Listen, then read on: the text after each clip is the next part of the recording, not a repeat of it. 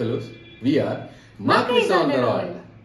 ഇന്ന് നിങ്ങൾ കാണുന്ന യൂഷ്വൽ പോലത്തെ ഒരു വീഡിയോ അല്ല, നമ്മളൊരു എക്സ്പീരിയൻസ് ഷെയർ ചെയ്യാനായിട്ടാണ് വന്നിരിക്കുന്നത്. അത് എക്സ്പീരിയൻസ് എന്ന് പറഞ്ഞു കഴിഞ്ഞാൽ നിങ്ങൾ തമിഴ്നാട്ടിൽ ഓൾറെഡി കണ്ടിട്ടുണ്ടാവും.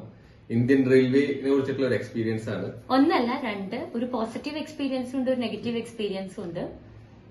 അപ്പൊ ഇന്ന് നമ്മുടെ ബൈക്ക്, നമ്മളിവിടെ നാട്ടിൽ നിന്ന് കൊടുക്കുന്ന ബൈക്ക് ഇവിടുന്ന് നമ്മള് നാട്ടിലേക്ക് തിരിച്ചയക്കാൻ വേണ്ടിയിട്ട് റെയിൽവേ സ്റ്റേഷനിൽ അവിടെ പോയിട്ട് നമ്മൾ കൊടുത്തു, അതിന്റെ കാര്യങ്ങളൊക്കെ ചെയ്യാൻ വേണ്ടി കൊടുത്തു. സോ അതിന്റെ യൂഷ്വൽ പ്രൊസീജിയർ നമ്മൾ അങ്ങനെ കൊടുത്തു എന്ന് പറഞ്ഞിട്ട് ചെറുതാക്കുന്നില്ല. അതിന്റെ യൂഷ്വൽ പ്രൊസീജിയർ ആണ് നമ്മൾ ഇന്ന് എക്സ്പ്ലെയിൻ ചെയ്യുന്നത്. സോ നമ്മൾ നാട്ടിൽ യൂസ് ചെയ്തുകൊണ്ടിരുന്ന 2 വീലർ തന്നെയാണ് നമ്മൾ ബാംഗ്ലൂരിലേക്ക് കൊണ്ടുവന്നത്. ഇപ്പം കുറച്ച് റീസൺസ് കാരണം ഞങ്ങൾ അത് തിരിച്ച് നാട്ടിലേക്ക് അതിലൊരെണ്ണം അയച്ചേക്കാണ്. അപ്പൊ അതിന്റെ നമ്മൾ റെയിൽവേയിലൂടെയാണ് സെൻഡ് ചെയ്യുന്നതെങ്കിൽ ബേസിക്കലി സേഫ് ആയിട്ട് എത്തും. ആൻഡ് സെക്കൻഡറി ബിക്കോസ് മറ്റുള്ള ട്രാൻസ്പോർട്ടേഷൻസ് അപേക്ഷിച്ച് നോക്കുമ്പോൾ അഫോർഡബിൾ ആണ്. സോ നമ്മളത് അയക്കുന്നത് നമ്മൾ റെയിൽവേ സ്റ്റേഷനിൽ ചെന്ന് അവരുടെ പാഴ്സൽ ഓഫീസിൽ നമ്മൾ നമ്മുടെ വണ്ടിയുടെ ഡീറ്റെയിൽസ് എല്ലാം കൊടുത്ത് നമ്മൾ അവിടെ രജിസ്റ്റർ ചെയ്ത് അവരുടെ ബുക്കിംഗ് വഴി നമ്മൾ പാക്കിംഗ് എല്ലാം ചെയ്ത് അയക്കുന്നു. നമ്മൾ അത് എവിടെയാണോ കളക്ട് ചെയ്യേണ്ട സ്റ്റേഷൻ അവിടെ നമ്മൾ തിരിച്ച് കളക്ട് ചെയ്യുന്നു. അപ്പൊ ഇത്രയും കാലം നമ്മൾ നാട്ടിൽ നിന്ന് ഇങ്ങോട്ട് വന്നിട്ടുള്ള അനുഭവമേ നമുക്കുള്ളൂ.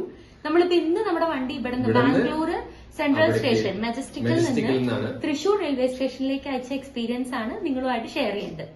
നമ്മൾ അവിടെ രാവിലെ ഒരു 12 മണിയോടുകൂടി എത്തി. ആദ്യത്തെ പ്രൊസീജിയർ എന്ന് പറയുന്നത് നമ്മൾ അവരുടെ ഒരു ബേസിക് ഫോം ഉണ്ട്, അതിൽ നമ്മുടെ ഡീറ്റെയിൽസ് എല്ലാം ഫില്ല് ചെയ്തിട്ട് അവിടെ ഓഫീസിൽ സബ്മിറ്റ് ചെയ്ത് കഴിഞ്ഞാൽ അവർ പറയും വണ്ടി പാക്ക് ചെയ്ത് കൊണ്ടുവന്നോളൂ എന്ന് പറയും.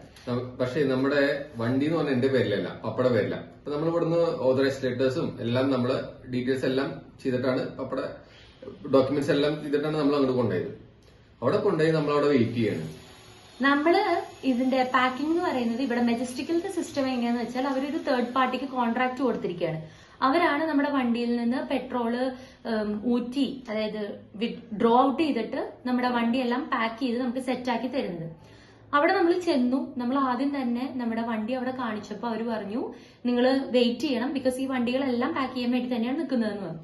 നമ്മൾ 12 മണിക്ക് ചെന്ന് ഏകദേശം ഒരു 2 മണിക്കൂറോളം നമ്മളവിടെ വെയിറ്റിംഗിലായിരുന്നു. കാരണം ഇവരൊരു കാര്യം, ഒരു ഇമ്പോർട്ടന്റ് മാറ്റർ നമ്മളോട് പറഞ്ഞില്ല. 2 മണിക്കൂർ എന്ന് പറയാൻ പറ്റില്ല. ആധാർ കാർഡ് എടുക്കണ്ടായിരുന്നു, എന്റെ ആധാർ കാർഡ് കോപ്പി എടുക്കണ്ടായിരുന്നു. ഞാൻ കോപ്പി എടുക്കാൻ വേണ്ടി പോയി. ഒരു അരമണിക്കൂർ കഴിഞ്ഞു വന്നിട്ടും കുറച്ചു നേരം നമ്മൾ വെയിറ്റ് ചെയ്തു.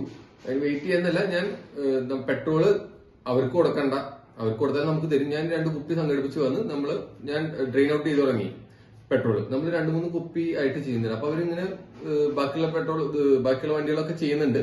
അപ്പൊ നമ്മൾ വെയിറ്റ് ചെയ്തിട്ട് നമ്മൾ കഴിഞ്ഞു വന്നവര് പോലും കയറിപ്പോയി തുടങ്ങി. അപ്പൊ ഞാൻ അവിടെ പോയിട്ട് അന്വേഷിച്ചു, എന്താണ് അവര് നമ്മുടെ കഴിഞ്ഞിട്ടാണ് വന്നത്, ഞങ്ങളുടെ ചെയ്യണം എന്ന് പറഞ്ഞ് വന്നു.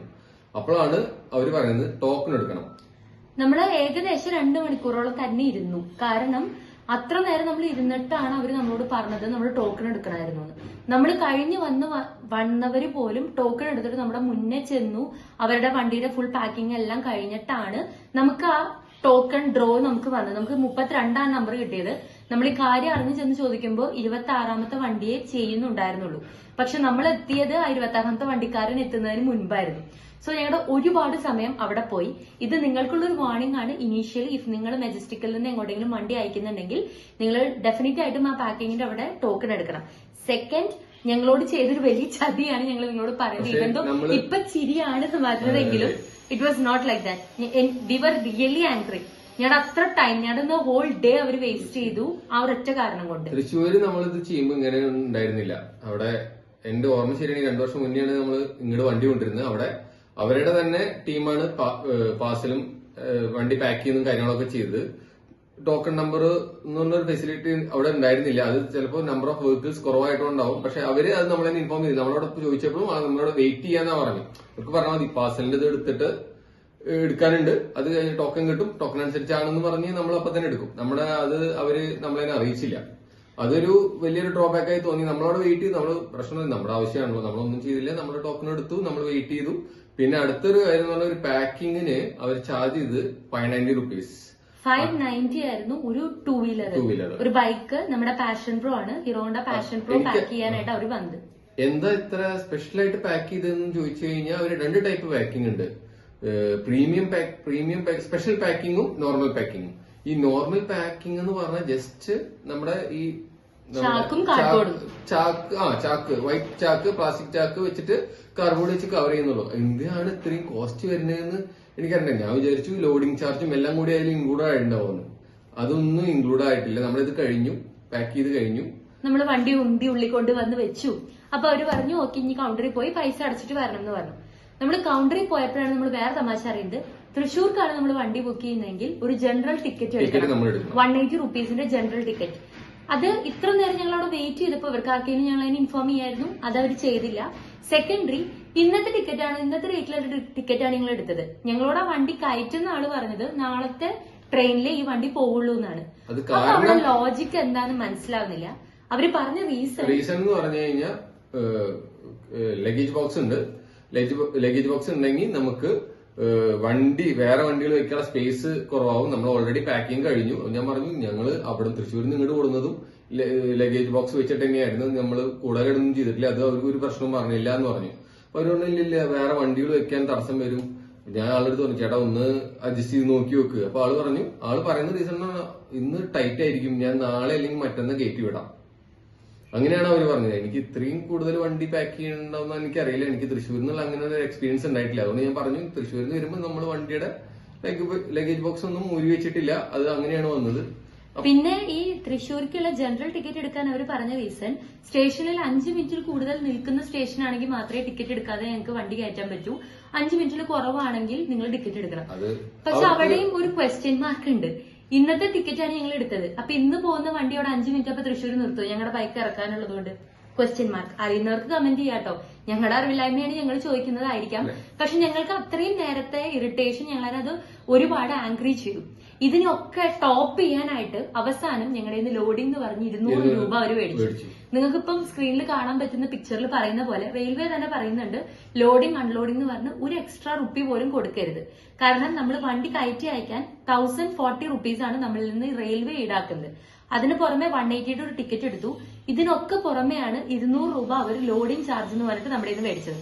അപ്പൊ ഒബ്വിയസ്ലി കാണുന്നവർക്ക് നമ്മളോട് ചോദിക്കാം നിങ്ങൾക്ക് ഇത് അറിയാമെങ്കിൽ നിങ്ങൾ എന്തിനാ റൂള് തെറ്റിച്ചു, നിങ്ങൾ എന്തിനു ലോഡിംഗ് ചാർജ് കൊടുത്തു?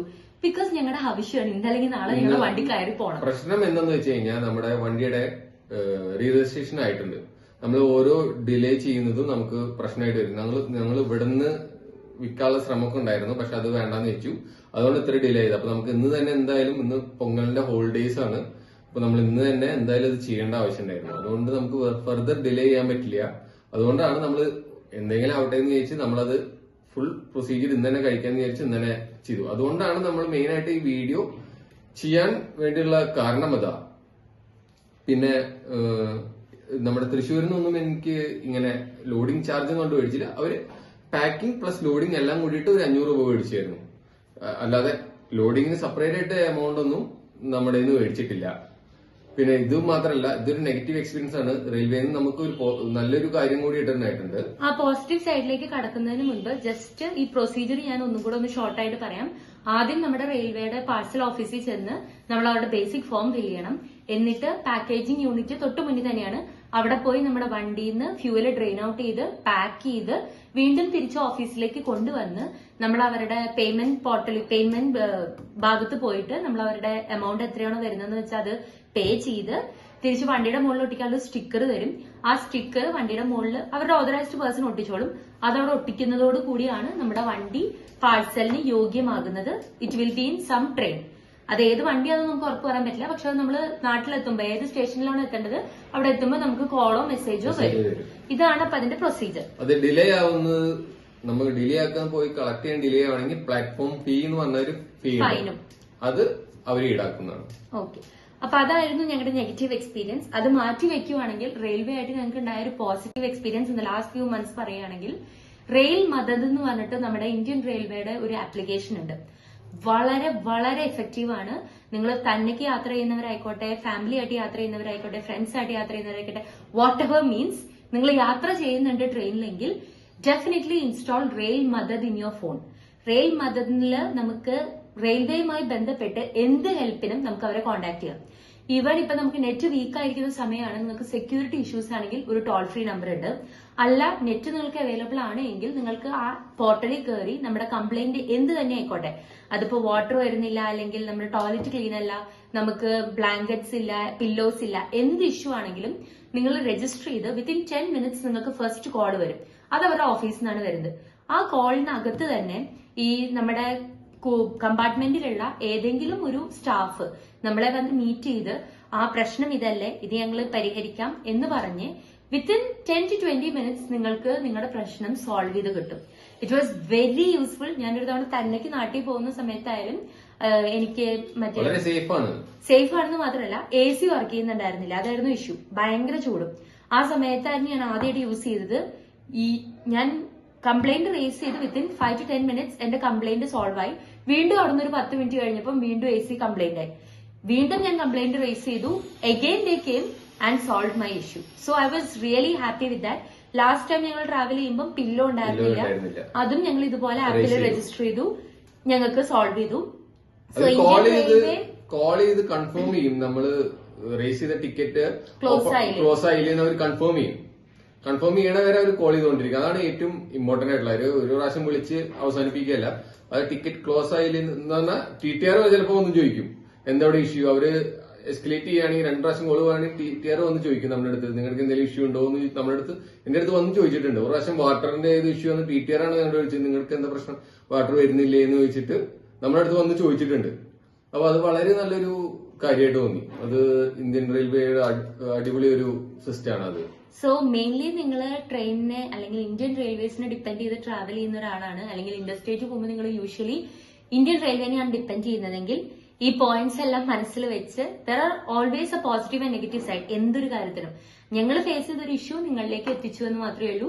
നിങ്ങളുടെ കമന്റ്സിനായിട്ട് വെയിറ്റ് ചെയ്യുന്നു, നിങ്ങളുടെ ഒപ്പീനിയൻസിനായിട്ട് വെയിറ്റ് ചെയ്യുന്നു. So we hope this video was useful to all of U.